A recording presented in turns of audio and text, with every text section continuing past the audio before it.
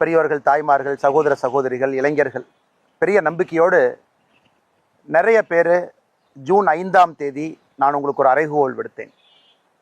We the leaders இயக்கத்தில் நீங்கள் எல்லாம் சேரணும், ஒரு நல்ல ஒரு அரசியல் இயக்கத்தை தொடங்குவோம், அதிலிருந்து அரசியல் கட்சியை உருவாக்குவோம். இன்னைக்கு 18 லட்சத்துக்கு கிட்டத்தட்ட எந்த எதிர்பார்ப்பும் இல்லாமல் நீங்கள் எல்லாம் சொந்தமாக வந்து ஒரு பெரிய நம்பிக்கையோடு இந்த இயக்கத்தில் இணைஞ்சிருக்கிறீங்க. ஒரு பெரிய மாற்றத்தை கொடுக்கணும் அப்படிங்கிற நம்பிக்கையோடு வந்திருக்கிறீங்க. அதனால் நான் எல்லோருக்கும் மனமாற என்னுடைய நன்றிகளை முதல்ல தெரிவிச்சுக்கிறேன். உண்மையை சொல்ல வேண்டும் என்றால், நான் ஒரு அலைபேசி எடுத்து யாருக்கும் ஃபோன் பண்ணி இந்த இயக்கத்தில் வந்து சேருங்கன்னு நான் யாருக்கிட்டையுமே சொல்லிங்க. இதற்கு முன்பு நான் சார்ந்திருந்த கட்சி அவங்களுக்கும் யாருக்கும் நான் ஃபோன் பண்ணல. தலைவரோ தொண்டரோ யாருக்கும் நான் சொல்லுவேன். நண்பர்கள், உறவினர்கள், தெரிஞ்சவங்க, நம்ம சோஷியல் மீடியாவில் இருக்கக்கூடிய நம்மளுடைய ஃபாலோவர்ஸ், நம்முடைய சொந்தங்கள் யாருக்குமே நான் சொல்ல. காரணம் என்னன்னாங்க, ஒரு இயக்கமாக, மக்கள் இயக்கமாக நாம் அதை முன்னெடுக்கும் பொழுது தானாக நாம் எல்லோரும் இணைந்து எந்த ஈகோ இல்லாமல், எதிர்பார்ப்பு இல்லாமல், ஒரு கல்ட் இல்லாமல் எல்லோரும் அதை முன்னாடி எடுத்துட்டு போகும் பொழுது மட்டும்தான் அந்த இயக்கம் உண்மையான மக்கள் இயக்கமாக மாறும். அதனால தான் ஜூன் 5ஆம் தேதியிலிருந்து நானும் கிட்டத்தட்ட இத்தனை நாள் பேசாமல் இருந்த பத்திரிகை நண்பர்களை சந்திக்கலை, எங்கேயும் பேசலை. அவர்களாக மக்களாக வந்து இணையும் பொழுது எல்லாம் வரட்டும். அதுவும் நம்முடைய நாட்டில் முதலாக ஒரு ஓடிபி பேஸ்ட் மெம்பர்ஷிப் ரெஜிஸ்ட்ரேஷன். அதாவது நாம் ரெஜிஸ்டர் ஆகணும், மெம்பர் ஆகணும், நாம் இதில் இணையணும் அப்படின்னா கூட அது ஒரு ப்ராசஸ். வெப்சைட்டுக்கு போகணும், ஒரு ஓடிபி ஜென்ரேட் பண்ணணும், பாஸ்வேர்ட் ஜென்ரேட் பண்ணணும், சில கேள்விகளுக்கு பதில் சொல்லணும், நாம் எல்லாம் ஒன்றா இணையணும். நிறைய பேர் கேட்டாங்கன்னா, இந்த மிஸ்டு கால் மெம்பர்ஷிப் நம்ம கொடுக்கலாமே, மிஸ்டு கால் மெம்பர்ஷிப்பில் மக்கள் வருவாங்களே. நான் சொன்னது ஆமாம், எல்லா சொந்தங்களும் நமக்கு வேணும், மிஸ்டு கால் மூலமாக இணையணும். ஆனால் நம்ம இன்னைக்கு இயக்கமாக இருக்கும் பொழுது மக்களை பற்றியும் நம்ம தெரிஞ்சுக்கணும், நம்மளை பற்றியும் அவங்க தெரிஞ்சுக்கணும். அவங்க இணையும் பொழுது அவங்களுடைய பேசிக் டீட்டெயில்ஸ் யார், அவங்களுடைய விருப்பம் என்ன, உள்ளாட்சி தேர்தல் எப்படி பார்க்குறாங்க, அவங்க போட்டியிட விரும்புகிறாங்களா, இல்லை வாலண்டியராக ஒரு மெம்பராக இருக்கணும்னு நினைக்கிறாங்களா. அதனால தான் ரொம்ப ஆச்சரியமான விஷயம், நம்முடைய வி தி லீடர்ஸ் இந்த இயக்கத்தில், மூமெண்ட்டில் ஆயிரக்கணக்கான நண்பர்கள் நான் உள்ளாட்சி தேர்தலில் போட்டியிடணும், லட்சக்கணக்கான நண்பர்கள் நான் போட்டியிடலை. நான் ஒரு சாதாரண ஒரு வாலண்டியராக இருந்து இந்த இயக்கத்தை முன்னாடி எடுத்துகிட்டு போய் அது அரசியல் கட்சியாக மாறும் பொழுதும் நான் அங்கிருந்து மக்களுக்கு நல்ல அரசியலை கொண்டு வரணும்னு சொன்னாங்க. அதெல்லாம் பார்க்கும் பொழுது நிச்சயமாக சரியான பாதையில் தான் நம்முடைய வி தி லீடர்ஸ் போயிட்டு இருக்கு. அற்புதமான மனிதர்கள் இணைஞ்சிக்கிட்டு இருக்கிறாங்க, எந்த எதிர்பார்ப்பும் இல்லாமல். இன்னைக்கு இந்த நேரத்தில் நம்ம எங்கே இருக்கணுமோ அந்த இடத்துல இருக்கிறோம். இன்னும் நிறைய நமக்கு சொந்தங்கள் வரப்போறாங்க, நம்மளை பார்க்க போறாங்க. இன்னும் நம்ம ஆக்டிவிட்டிஸ் பெருசாக ஆரம்பிக்கல. வி தி லீடர்ஸ் ஒரு இயக்கமாக ஆக்டிவிட்டிஸ் நடந்துகிட்டு இருக்கு. பட் நம்ம இந்த moment, political moment, change moment ஆரம்பித்த பிறகு இதனுடைய ஆக்டிவிட்டி வேற தன்மைக்கு போக போகுது. அதையும் நம்ம ஆரம்பிக்க போறோம். ஜூலை மாதத்திலிருந்து மக்கள் பார்க்க போறாங்க.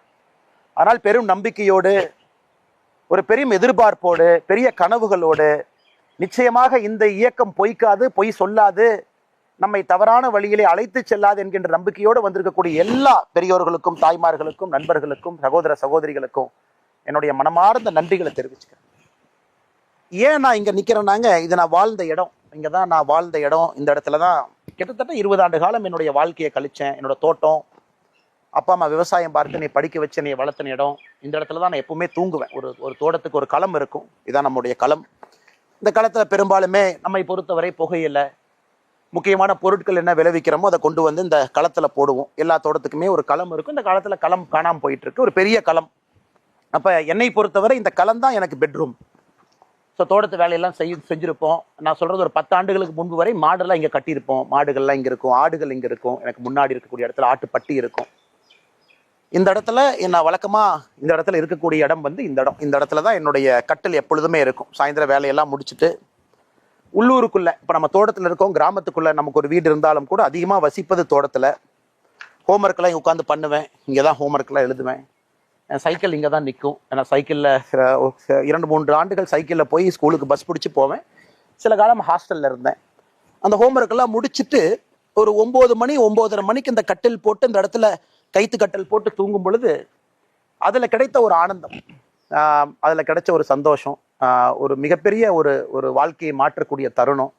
அதன் பிறகு ஹாஸ்டலுக்கெல்லாம் போன பிறகும் கூட லீவ் வரும்போதெல்லாம் இதான் நம்ம ஒரு ஆடு மாட்டு சத்தத்தோடு வாழ்ந்த இடம். எல்லோருக்கும் நான் கேட்குற முதல் கேள்வி, ஏன் நீங்கள் அரசியலுக்கு வரணும்? ஒரு மொமெண்ட் இருக்கும் வாழ்க்கையில், ஏதோ ஒரு இடத்துல ஒரு சின்ன ஸ்பார்க் நம்மக்கிட்ட சொல்லும், நம்ம சர்வீஸ்க்கு வரணும், அல்லது பாலிடிக்ஸுக்கு போகணும், அல்லது சிவில் சர்வீஸாக இருக்கணும், அல்லது என்ஜிஓ நடத்தணும், அல்லது மக்களுக்காக பணி செய்யணும். அது மாதிரி என்னோட மொமெண்ட் என்ன, அண்ணாமலை என்கின்ற தனி நபர், என்னுடைய மொமெண்ட் என்னன்னா the sheer toughness of life. ஒரு கிராமத்துல ஒரு வில்லேஜ்ல நம்ம வாழும் பொழுது எவ்வளவு கஷ்டமான ஒரு வாழ்க்கை அப்படிங்கிறது சின்ன வயசுல இருந்தே எனக்கு ஒரு பெரிய ஒரு மாற்றத்தை, இந்த கஷ்டம் மற்றவங்களுக்கு வரக்கூடாது. நம்ம கிட்ட நிலம் இருக்கு, விவசாயம் பண்றோம், எத்தனையோ நிலமில்லாத மனிதர்கள் இன்னைக்கு விவசாயம் பண்றாங்க, கூலி தொழிலாளர்களா இருக்கிறாங்க.